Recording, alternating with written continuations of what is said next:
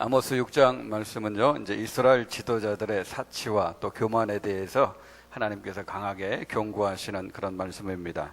그 1절에 보면 화 있을진저 하면서 뭐라고 합니까? 시온에서 교만한 자. 시온이 어디입니까? 시온은 예루살렘을 상징하죠. 남쪽 유다를 가리키는 거예요.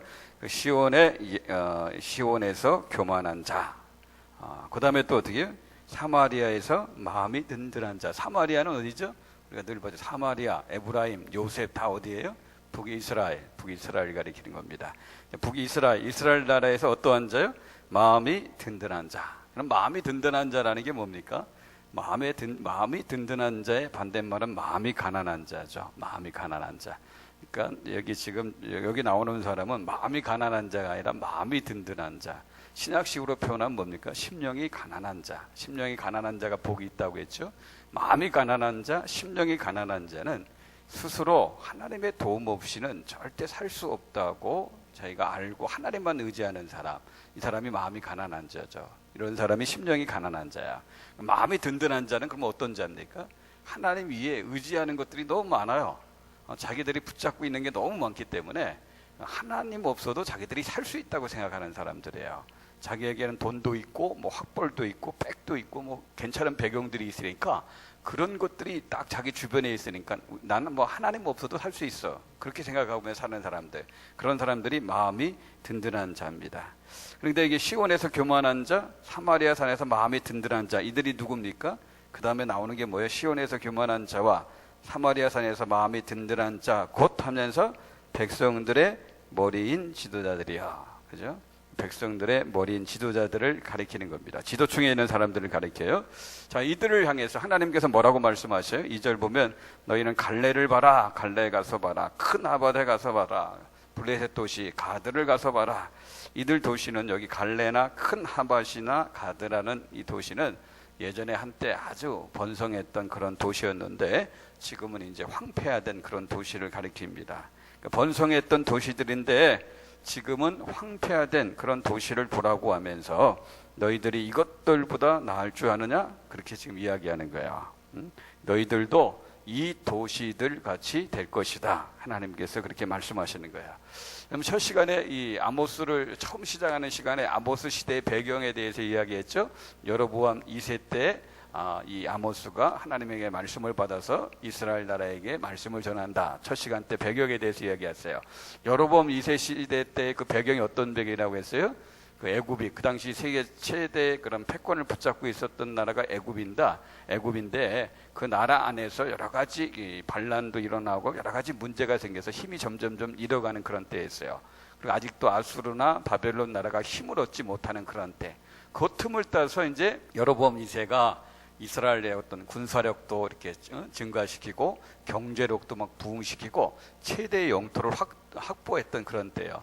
다윗과 솔로몬 이후에 최고의 번성기를 달렸던 그 시대가 여로보암 2세 때의 시대예요. 그러니까 이들은 교만한 거예요. 가장 지금 잘 나가고 있으니까. 그러니까 그들을 향해서 하나님께서 말씀하시는 거예요. 너희들이 지금 잘 나가고 있다고 생각하는데 뭐 군사력, 무기력, 경제력, 뭐 최고의 그런 시대를 너희들이 구가하고 있다고 생각하는데 하면서 하는 말이 뭐예요? 갈레를 봐라. 큰 하맛을 봐라. 가드를 봐라. 그 도시는 이전에 너희들의 영광보다 더 큰 영광을 누렸던 도시들인데 지금 황폐화되지 않았느냐. 너희들도 그 도시와 같이 될 것이다. 하나님께서 이렇게 심판의 말을 하는 겁니다. 그럼 다시 한번 말씀드리는데 교만은요 패망의 선봉이에요. 사탄이 저와 여러분들을 무너뜨릴 때 쓰는 작전이 뭐냐면 교만하게 만드는 거예요. 교만하게, 그냥 망하지 않습니다. 다 망하는 사람 보세요. 여러분 망하는 사람 보면 공통점은 딱 한 가지예요. 교만해요. 교만해서 망하는 거예요. 교만해. 그러니까 이 사탄이 결국 우리를 망하게 하는데 쓰는 그 가장 비법이 뭐냐면 스스로 교만하게 만들어서 하나님 치시기에 딱 좋게 만들어요. 그래서 어떻게 결국 하나님이 딱 치셔서 망하게 되어 있지는 그런 경우가 얼마나 많이 있는지 모르겠습니다. 여러분 교만을 무서워하셔야 돼요. 이 북이스라엘은요 계속해서 돈이 들어오죠. 남쪽 유다는요 주변 나라들과 동맹을 맺으면서 힘을 점점점 강하게 만들으니까 점점점 교만해진 거죠. 그러니까 하나님께서 그렇게 잘 나가던 번성했던 그런 나라들도 다른 황폐한 그런 도시들과 같이 만들어버리겠다, 그렇게 말씀을 하시는 겁니다. 그러면 우리가 돈 많이 버는 거 절대 죄가 아니죠. 그러니까 돈 많이 버는 거 절대 죄가 아닙니다. 전 여러분이 돈 많이 벌었으면 좋겠어요. 우리 옆에 분들 인사하세요. 돈 많이 버세요. 돈 많이 버세요. 예. 여러분들이 좀 돈을 좀 많이 벌어야지 우리 교회 비전을 좀 이루어갈 거 아닙니까? 그죠? 여러분들 기도할 때 하나님 우리 가정과 우리 가문과 후손이 우리 교회 비전을 이루어가는데 좀 쓰임받게 해달라고 꼭 기도하시기 바랍니다. 예? 꼭 기도하시기 바랍니다. 그러니까 돈 많이 버세요. 언젠가 여러분들에게 말씀드리는 것처럼 제가 가끔 그분 얘기하잖아요. 국제그룹의 최유승 회장님 그 간증을 잠깐 여러분들에게 소개를 하잖아요. 그분의 꿈이 100개의 교회를 세우는 거였는데 99개의 교회를 세웠어요. 이제 1개의 교회가 남았어요. 근데 그분이 이제 그 꿈을 이제 좀 바꿨죠. 200개의 교회, 100개의 교회를 세우기 위해서 하나님 앞에, 그분이 학생 때부터 하나님 앞에 그렇게 기도했어요. 하나님 3가지 기도 제목을 놓고 기도했는데, 하나님 나 사장 만들어 주세요. 대학 교수 되게 해주세요. 그리고 100개의 교회를 세우게 해주세요. 찢어지게 가난한 집안이었는데 기도하면 하나님께서 구하라 그러면 주실 것이요. 그 말씀을 붙잡고 하나님 앞에 그냥 어렸을 때부터 하나님 앞에 막 기도해가지고 하나님 나 교수 되게 해주세요. 공부해가지고 교수 되게 해주세요.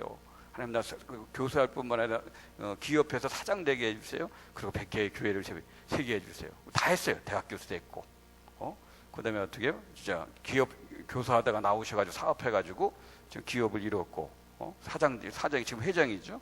그리고 이제 99개의 교회를 세웠고, 이제 1개의 그런 교회가 남아있는데, 이제 자기가 자기 생에 더 세울 것 같으니까 자기가 자기 생애 가운데 200개의 교회를 세우게 해달라고 지금 기도를 하는데, 자기 후손을 위해서는 1000개의 교회를 세우게 해달라고 기도해요. 자기가 200개의 교회를 세우게 해달라고 기도하면서 하나님 우리 가정과 후손들을 통해서는 1000개의 교회를 세울 수 있는 그런 가문이 좀 되게 해달라고 그렇게 기도하는데, 여러분들 돈 많이 버는 거 절대 죄가 아닙니다. 문제는 뭐예요? 돈 많이 벌어서 교만해지는 게 그게 죄죠. 돈 많이 버는 건 절대 죄가 아니에요. 문제는 뭐예요? 돈 많이 벌어서 교만해지는 거, 이건 죄예요. 정말 하나님이 싫어하는 죄예요. 돈 많이 벌어서 교만해질 바에는 차라리 영원히 가난하면서 겸손하게 사는 게 훨씬 더 하나님의 복을 많이 누리며 사는 거예요. 우리가 열심히 공부해가지고요, 좋은 대학 가고 좋은 직장에 취직하는 거 절대 죄가 아니죠. 그렇다고 여러분들 좋은 대학에 들어가고 좋은 직장에 취직했다고 해서 교만해지는 거, 이건 또 하나님 앞에 심각한 죄인 겁니다. 그러면 우리가 잘 되기 위해서 기도해야 되지만, 더 중요한 것은 잘 될 때 교만하지 않기 위해서 우리가 늘 하나님 앞에 정신 차리고 깨워서 어떻게 기도하는 것이 우리에게 절대적으로 필요한 거야. 교만이 왜 무서운가 하면 우리 눈이 가려집니다. 교만하면 그 눈이 가려져요.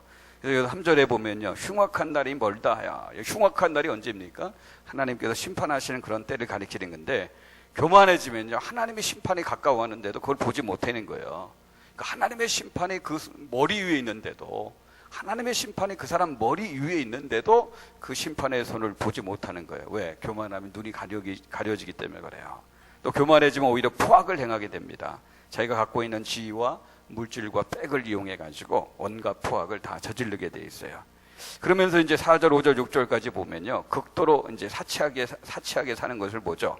상아로 만든 침대에서요, 빈둥거리면서 밤 늦게까지 자고 일어나서 기지개 키는 그런 모습들, 맛있는 고기를 먹으면서 음악을 이렇게 듣고, 희생제사에 쓰이는 큰 그릇에 포도주를 부어 마시는 그런 어떤 모습, 사치와 향락에 물들어 있는 그런 모습을 지금 그리고 있는 거예요.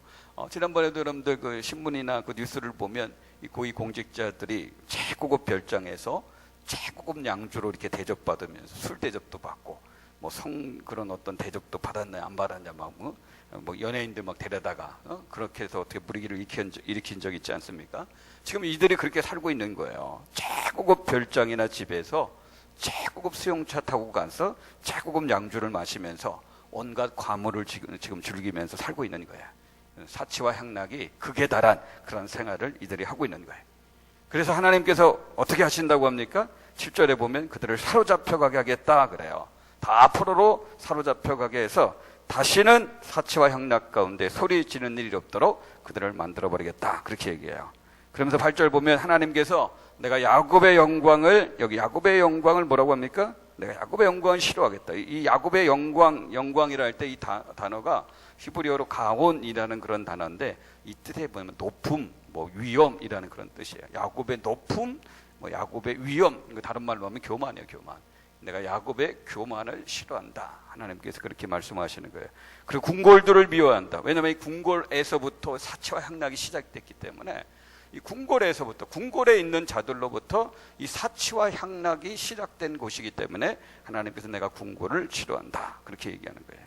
그러면서 하시는 말씀이 어떻게 하시겠다고요? 이들을 다 원수들에게 넘겨주겠다. 그렇게 말씀하십니다. 그래서 9절을 보면요, 한 집안에서 10사람이 남는다 해도 다 죽을 것이다. 그렇게 얘기합니다. 여기 집안이라는 단어가 번역이 참 약간 애매모호하게 되어 있는데, 원래 이 집안이라는 단어가 시족이라는 뜻이에요. 시족. 그러니까 한 시족에서 10사람이 남는다 해도 어떻게? 그들마저도 다 죽게 할 것이다. 그렇게 얘기합니다. 10절 보면 이제 시체가 너무 많아가지고요. 시체가 너무 많아서 매장을 할 수 없어서 어떻게 해요? 다 불로 태우게 될 것이다. 불사르게 될 것이다. 그러면 원래 이스라엘의 그 매장 문화는 매장이죠.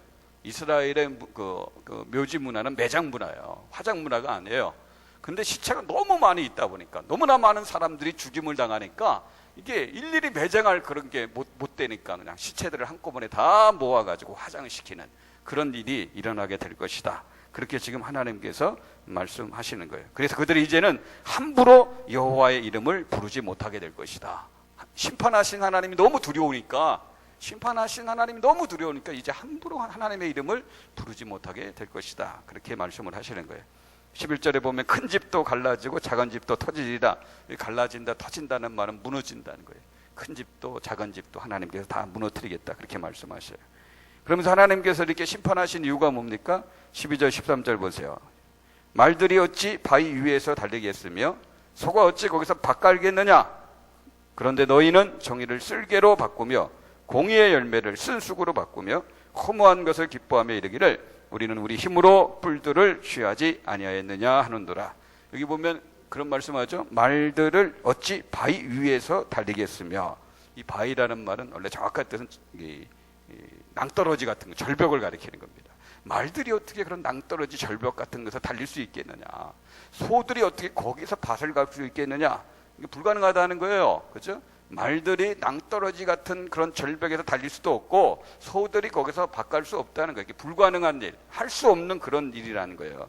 그것처럼 하나님의 백성들은 정의를 쓸개로 바꿀 수 없는 거고 공의를 쓴쑥으로 바꿀 수 없는데, 마치 그 말들이 낭떠러지 절벽에서 달릴 수 없는 것이 당연한 것처럼 소들이 그런 어떤 바위에서 밭을 가지 못하는 게 당연한 것처럼 하나님의 백성이라면 당연히 정의를 쑥으로 바꿀 수 없고 정의를 쓸개로 바꿀 수 없고 공의를 쓴 그런 쑥으로 바꿀 수 없는데, 그런데 너희들은 그런 짓을 하고 있다는 거예요. 할 수 없는 짓, 하나님 앞에서 할 수 없는 짓을 너희들이 지금 하고 있다는 거예요. 그래서 하나님께서 14절 말씀 보면 그들이 이제 허무한 것을 기뻐하고 그 뿔들을 취할 때, 여기서 뿔이 뭡니까? 힘이나 권세를 상징하는 건데, 그 뿔들을 자기 힘으로 취했다고 생각하는 거죠. 하나님 은혜를 주셨다고 생각하지 않고 자기 힘으로 취했다, 그렇게 생각합니다. 그래서 하나님께서 어떻게 하신다고 합니까? 그 14절 말씀대로 보면 한 나라를 일으켜서 하맛 오기에서부터, 이 하맛 오기는 이스라엘 지도를 보면 그 북쪽 경계선 끝입니다.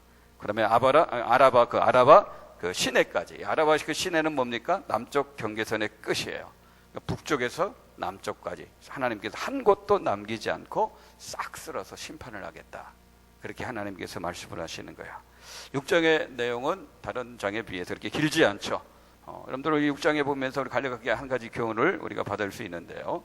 지금 하나님은요, 이스라엘의 부유층에 있는 그런 사람들의 사치와 향락에 대해서 심판하고 있는 겁니다. 근데 이런 부류는요, 이때만 있는 게 아니라 지금도 있죠. 지금도 있습니다. 앞으로도 이런 부류들은 얼마든지 있을 그런 부류들입니다. 여러분들 지금도 우리 주위에는요, 가진 게 그 돈밖에 없어가지고 온갖 사치와 향락을 즐기며 사는 사람들, 우리 주변에 여러분들 자주 보지 않습니까? 문제는요, 오늘날 예수 믿는 사람들이 그런 사람들을 보면서 부러워하고 있다는 거죠. 가진 게 돈밖에 없어가지고 사치와 향락을 즐기면서 세상을 너무 재미있게 살아가는 그런 사람들을 보면서 동경하고 있고 부러워하고 있는 거. 강남에 막 빌딩 몇 채씩 갖고 있고, 아파트도 막 몇 채씩 막 소유하고 있고, 여기저기 막 땅도 뭐 솔창케 막 소유하고 있고, 골프 에어컨 몇 장 막 갖고 있고, 그죠? 아주 멋진 그런 별장이 있고, 이근혜 회장은 저 스위스 그 산꼭대기에 별장이 있다고 하죠. 1년에 한 번 갈까 말까 하는 별장이 거기 있대요. 요즘은 소식을 전 못 들겠지만 하여튼 거기 있대요. 하여튼 그런 걸 이렇게 보면서 참 저 사람은 참 좋겠다. 예수 믿는 사람들이 그런 걸 보면서 부러워하는 거예요. 좋은 집에서 살고 좋은 차 타고 심심하면 쇼핑이나 다니고 먹거리나 찾아다니는 그들이 예수 믿는 사람들이 어떻게 그런 사람들의 삶을 보면서 동경하고 부러워하고 있는 거예요. 지금 자기가 돈이 없으니까 그렇게 못 사는 거죠. 내가 지금 돈이 없으니까 그렇게 못 사는 거지, 나도 돈만 있으면 세상 사람들이 사는 것처럼 먹고 놀고 즐기고 여행 가고, 그죠? 세상 사람, 내 돈이 없으니까 못 사는 거지. 내가 저들처럼 돈만 있으면, 여러분들 하나님께서 만약 오늘 나에게 100억을 주신다면 지금 믿지 않는 사람, 세상에 믿지 않는 사람들이 100억 갖고 있는 사람들이 사는 것처럼 하나님께서 나에게 100억을 주시면 우리 똑같이 그렇게 살 사람들 있을까요, 없을까요? 여러분들은 자신 있어요? 하나님 나에게 100억을 주신다. 그러면 지금 세상에 믿지 않는 사람들이 100억 갖고 있는 사람들이 사는 그런 삶을 따라서 난 절대 그렇게 안 살아, 저들과 다르게 살 거야, 이렇게 자신 있게 말할 수 있는 분 여러분도 있을까요? 내가 지금 100억이 없으니까 문제죠. 그죠? 100억이 없으니까 문제지, 하나님 진짜 나에게 100억을 주신다면 아마 지금 100억 갖고 사는 세상에 믿지 않는 사람들, 놀고 먹고 즐기면서 아주 재밌게 누리면서 사는 그런 사람들의 모습을 쫓아가면서 살 사람, 아마 예수 믿는 사람들 가운데도 많이 있을 거예요. 여러분들 기억하셔야 돼요. 하나님은 사치와 향락 가운데 사는 것을 무지무지 싫어하십니다. 그렇게 살라고 하나님 우리에게 물질을 주신 게 아닙니다. 예수 믿는 사람들은 물질이 많든 적든 검소하게 사셔야 되고 절제하면서 사는 삶이 몸에 배어 있어야 돼요. 그래서 할 수만 있다면 하나님 주신 것 같고 하나님 나라 확장하는 일에, 그리고 선교하고 영혼 구원하는 일에 더 많이 이렇게 드리면서 헌신하면서 하나님 내게 주신 물질을 그런 데 좀 쓰면서 살아야지, 세상 사람들처럼 똑같이 쓰며 살면 그 하나님을 믿는 백성이라고 할 수 없는 거죠. 존 웨슬러 목사님이 그런 얘기를 했어요. 예를 들면 그런 얘기예요. 100만 원 한 달 월급을 받았어요. 100만 원 한 달 월급. 그래서 한 달 동안 살아야 되잖아요. 뭐 자녀들도 있고 또 남편도 있고 생활도 해야 되니까. 그래서 열심히 최대한 전략하고 검소하게 살아서, 그래서 한 달에 한 90만 원 정도 이렇게 썼단 말이에요. 한 10만 원 정도 남아요. 10만 원 정도 남으면 또 그거 갖고 이제 하나님 나라를 위해서 쓰는 거죠.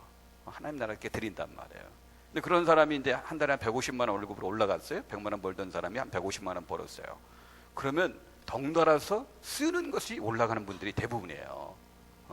최대한 전략하면서 검소해서 내가 한 90만 원 썼다면 100만 원 받을 때, 그래서 10만 원을 하나님 나라를 위해 썼다면 150만 원을 받는다면 그때도 마찬가지예요. 최대한 전략하면서 검소하면서 그렇게 생활해야 되는 거죠. 거기에 플러스 마이너스 조금 차이가 날지 모르지만 이 쓰는 게 내가 50만 원 더 버리니까 50만 원 더 올라가고, 200만 원 벌면 이게 또 두 배로 또 쓰는 게 올라가고, 그렇게 살면 안 된다는 거예요. 예수 믿는 사람들은 그렇게 살면 안 되는 거예요. 최대한 전략하면서 검소하게 겸손하게 살면서 정말 하나님이 주신 것들, 하나님의 나라를 위해서 영혼 구원하는 그런 일에서 하나님 앞에 드리면서 하나님 앞에 사는 것, 그게 예수 믿는 사람들의 삶이에요. 우리가 생각할 때, 아니 내가 번 돈 내가 그렇게 쓰고 산다는데 뭐 그렇게 얘기하냐. 나도 세상 사람들처럼, 세상 사람들 자기가 번 돈 갖고 저렇게 흥청망청 쓰는 것처럼 나도 그렇게 살면 안 되냐? 안 돼요, 절대. 그렇게 살면. 여러분 생각을 바꾸세요.